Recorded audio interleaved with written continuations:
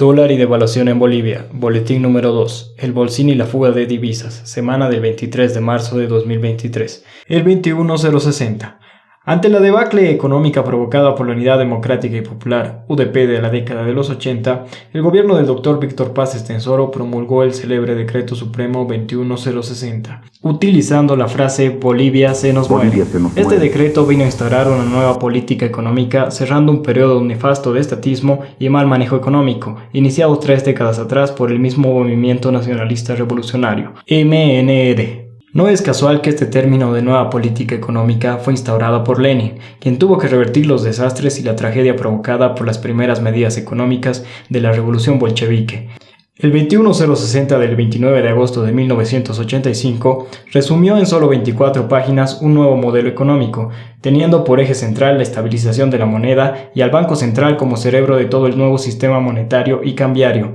todo bajo la conducción de su presidente René Gómez García Holguín, quien ya había anticipado los principales elementos de estas medidas, en tanto que es responsable del plan económico que presentó el MNR del Dr. Paz Estenssoro en las elecciones presidenciales de 1985. Una vez que el mundo empezó a comentar las virtudes de estas medidas económicas, no faltaron los oportunistas de siempre, que se posicionaron para aprovecharse de la situación y ganar indulgencias con Ave Marías ajenas. Más de una carrera profesional se proyectó a nivel internacional, tal el caso del joven economista Jeffrey Sachs, que vino a estudiar el decreto y su implementación meses después de su promulgación, pero apareció como el diseñador y el formulador del mismo en las palabras de sus promotores bolivianos, Juan Careaga y Ronald McLean, entre otros, que también reclamaron paternidad de esta norma, o la de Juan Antonio Morales, que fue crítico furibundo del 21060, hasta el día mismo de su promulgación, desde su posición de economista en el Banco Central de Bolivia, pero luego apareció de colaborador local de Jeffrey Sachs para presentar las bondades de este decreto a la comunidad internacional. Ni qué decir de Gonzalo Sánchez de Lozada, que apropiándose de la paternidad de este decreto lanzó su campaña para presidente de Bolivia, cargo al que accedió en 2 oportunidades, 1993 y 2002. Cuando en agosto de 1985 el Dr. Paz Estenssoro le ofreció el Ministerio de Finanzas de la época a René Gómez García Holguín para implementar las medidas conducentes a resolver la profunda crisis económica que estaba viviendo Bolivia en estos días, su respuesta fue que esta crisis no se resolvería desde el Ministerio de Finanzas, sino desde el Banco Central, ya que estabilizando el tipo de cambio se estabilizaría la moneda. Sin mayor discusión, el Dr. Paz Estenssoro lo nombró presidente del Banco Central, poniendo a todo el equipo económico bajo su dirección, hasta la promulgación del decreto, bajo la coordinación del Ministerio de Planeamiento a cargo de Guillermo Pedregal. La piedra angular del plan era la instauración del bolsín del Banco Central, como instrumento para administrar el mercado cambiario y de esta manera restaurar el equilibrio en el mercado de divisas, y en última instancia estabilizar el nuevo signo monetario, situación que efectivamente se produjo de forma prácticamente inmediata, poniendo fin a uno de los mayores procesos hiperinflacionarios del siglo pasado. A pesar que algunos académicos quisieron clasificar al bolsín del Banco Central de Bolivia como un mecanismo de subasta de primer precio o de subasta de segundo precio, Vickrey, Premio Nobel de Economía de 1996. Lo concreto y real es que la sabiduría que se deriva de la experiencia y el compromiso que surge de un verdadero compromiso patriótico son muy superiores a la rigidez de los postulados académicos y las supuestas limitaciones del bolsín en términos de asimetría de información, de riesgo moral o finalmente de optimalidad paretiana. Nosotros fuimos testigos presenciales de cómo se diseñó e implementó el mecanismo del bolsín en una sola reunión, y las estadísticas económicas muestran cómo logró con creces sus objetivos de recomposición de reservas internacionales netas y de devolver la credibilidad al Banco Central de Bolivia, para fijar el tipo de cambio nominal, reduciendo drásticamente los índices hiperinflacionarios de agosto de 1985. En este sentido, no se puede entender la actual crisis externa que vive Bolivia 37 años después sin analizar lo que pasó con el bolsín y cómo la rapiña de Gonzalo Sánchez de Lozada, el frívolo academismo de Juan Antonio Morales, la ineptitud económica y complicidad del ministro Luis Arce y el cinismo ideológico de Marcelo Zabalaga, por nombrar a los principales responsables, convirtieron a este instrumento virtuoso de estabilización en el mecanismo de fuga de capitales, a través del cual se realizó el mayor robo al pueblo boliviano en la época contemporánea. A pesar que se vilipendea al 21060 como un modelo ultra neoliberal, Esta increíble pieza de arte normativa mantuvo en su artículo 5 el régimen de la venta obligatoria al Estado del 100% de las divisas provenientes de la exportación de bienes y servicios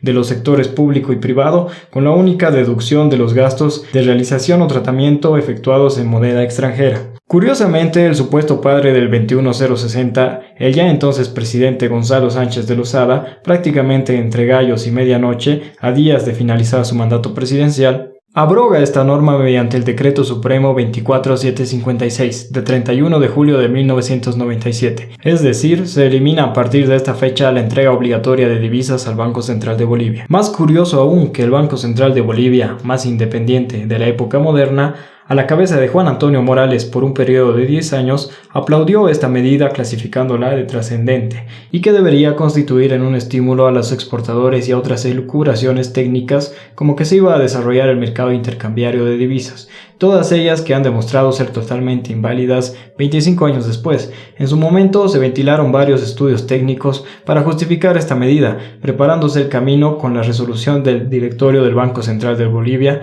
10197 del 22 de abril de 1997. Queda la pregunta de por qué se promulgó el Decreto Supremo 24756, faltando solo 6 días para la conclusión de la gestión del gobierno de Gonzalo Sánchez de Lozada, si tenía tanto respaldo técnico e imparcial, ya que igual el próximo gobierno lo tendría que aprobar. No cabe la menor duda que primaron los intereses económicos del empresario Sánchez de Lozada antes de cualquier consideración técnica o patriota, y que la complicidad del Banco Central de Bolivia o fue ingenua dentro de un economismo ridículo, o aún peor, todavía quedaban las heridas abiertas de la bofetada que significó el bolsín a los economistas orgánicos del Sindicato del Banco Central de Bolivia pre-agosto 1985, del cual era miembro destacado Juan Antonio Morales, es decir, una venganza contra el bolsín.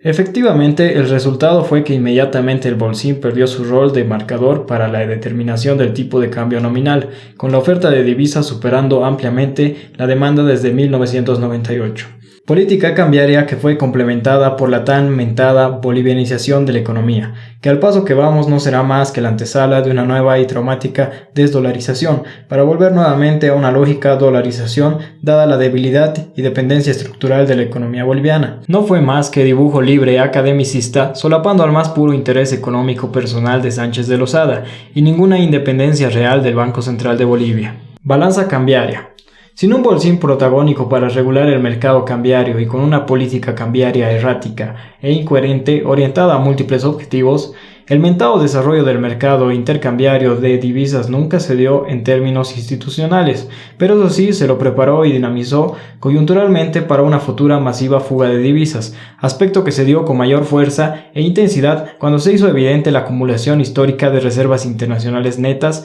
récord hacia el 2014.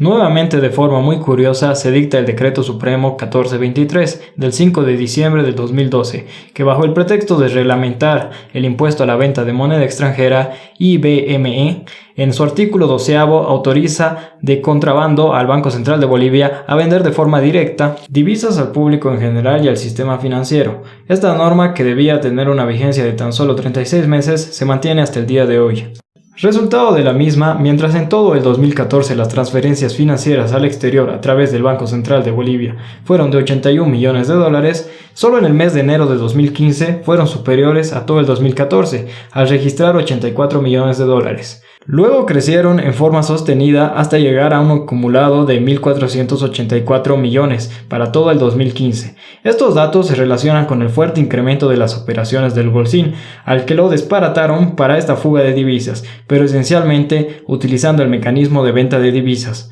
Más alarmante todavía, durante el periodo entre enero y diciembre de 2016, las transferencias al exterior continuaron creciendo aceleradamente hasta llegar a 2.526 millones de dólares, superiores en 70,3% a similar periodo en 2015, que fue de 1.484 millones de dólares. El monto de las transferencias en 2016 fue equivalente a la pérdida del 85% de las reservas internacionales netas durante ese año. ¿Cómo explicar que semejante hemorragia de divisas por concepto de transferencias financieras al exterior, eufemismo para una vulgar fuga de capitales, no haya sido detectada y frenada por las autoridades gubernamentales supuestamente nacionalistas y socialistas, tanto en el Ministerio de Economía y Finanzas Públicas y el propio Banco Central? sino por una simple complicidad de las principales autoridades de estas dos instituciones. En esa época, Luis Arce, que como técnico del Banco Central, tuvo justamente a su cargo el manejo de divisas y no podía desconocer todos estos mecanismos de transferencias al exterior,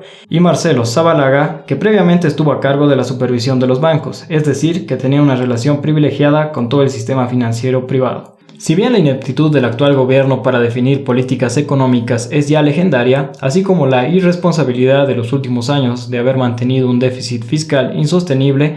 conviene hacer notar que este déficit fue financiado esencialmente por endeudamiento externo y crédito interno del Banco Central, y no tanto por las reservas internacionales netas, como tanto argumentan los economistas opositores funcionales al gobierno. El verdadero escándalo es que tanto el gobierno, pero principalmente la banca y empresas que supuestamente repatriaron sus capitales, son los verdaderos responsables de que Bolivia haya perdido la mayor cantidad de reservas internacionales netas de su historia económica contemporánea.